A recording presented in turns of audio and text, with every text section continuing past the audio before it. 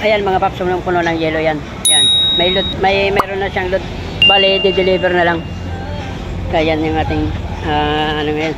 Ang naging story daw mga paps ay bale, ang nangyari sa kanya, umandar na raw kanina yung kaso. Mayroong umusok sa sa loob ng kanyang upuan. So ayan, may umusok daw. So ibig sabihin may nag-short dyan. Kaya nawalan siya ng power. Ngayon ang ginawa naman ng driver, tinanggal niya yung isang terminal. Tama rin naman yung idea na yun para hindi na umaba yung yung pagkakasunog. Tapos saka siya tumawag sa atin para magpa-rescue. So ayan, ang hahanapin natin kung saan yung nag-short na yun. Pag mag-spark yan, so wala. Ibig sabihin, so magtitest tayo sa fuse.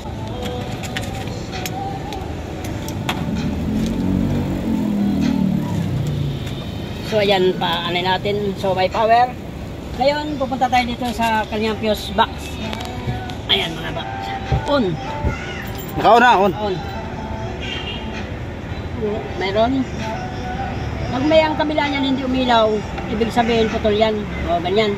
Putol. Ayan. Pag-burn yan. Lumapyas ako dito, pre. Ayan. So hindi umilaw. Check natin. Wala palang kabila. Talagang wala na.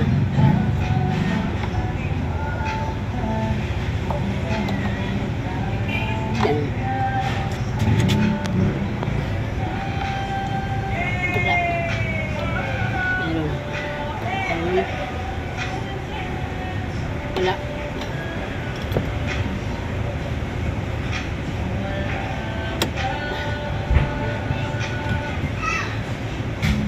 Ganun, mga kabila, walang linya.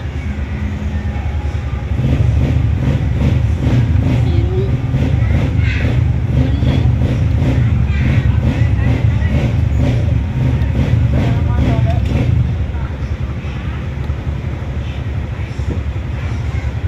Ayan.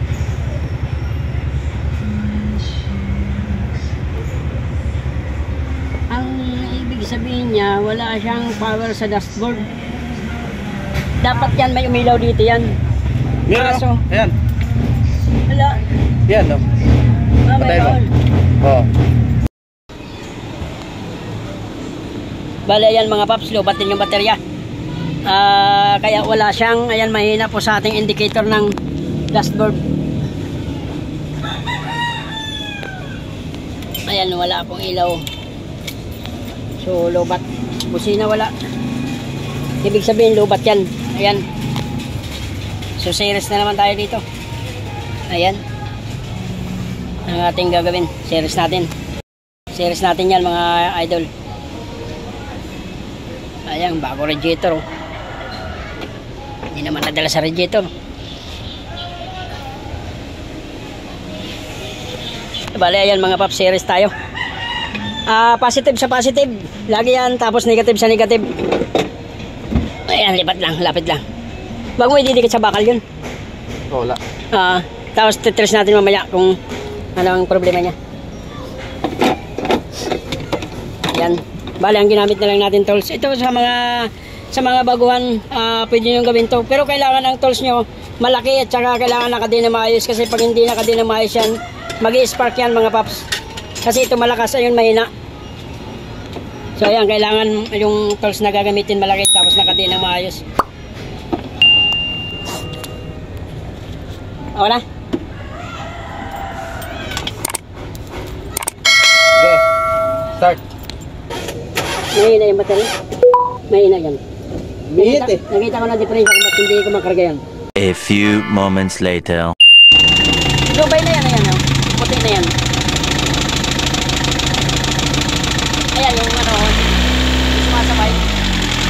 Alternator. So ayan mga paps, ang ginawa natin dyan, sinires natin. Kasi may hindi ko makarga yung ating alternator.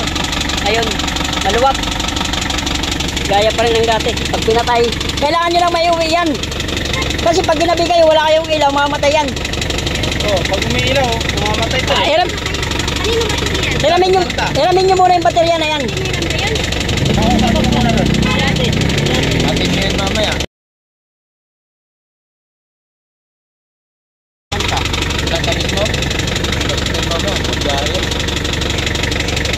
So ayan mga paps, maliban sa ano, ayan, blow by pa yung makina niya. Hindi puti ang usok.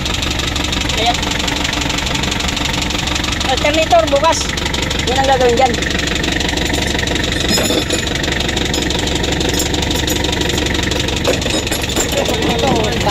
Diyan mo lang, tabi mo lang. Ayan mga paps, ang nangyari, sineres natin.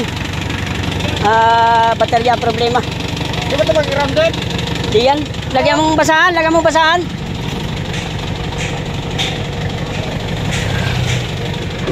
So ayan ang nangyari.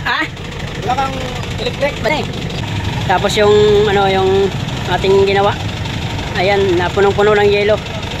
Kasi ang problema niya mga paps, hindi siya kumakarga gawa ng yung langis ay naglawa. Ngayon yung kanyang ano, yung kanyang belt ay nag-slide. Kaya hindi siya kumakarga dahil yung alternator hindi sumasama sa engine ng ikot. So ganun ang nangyari sa kanya, nalubat yung kanilang baterya. So yan ang ating project bukas. Gagawin yan mga paps. Bali ang nangyari, sineres natin yung kanilang sasakyan. Hapon na, pauwi na rin. So ayan, awa ng Diyos, makakauwi na sila. Ayan si Madam. Emotional damage. Mga paps, nagawa natin yung ating ginawa. Kaso for temporary lang, sineres lang natin para makauwi lang sila. Uwi pa sila ng Taytay mga paps. So awa ng Diyos, makakauwi naman sila. Kasi hindi sila pwede magpaabot ng gabi kasi sigurado malulubat yung kanilang baterya kasi gagamit ang headlight. So ayan mga paps, hanggang dito na yung aking ipapakitang video. Please like, share, and subscribe. Pag-click na rin ang notification bell para updated po kayo sa aking susunod na ipapakitang video. Maraming salamat po, and God bless po sa inyong lahat.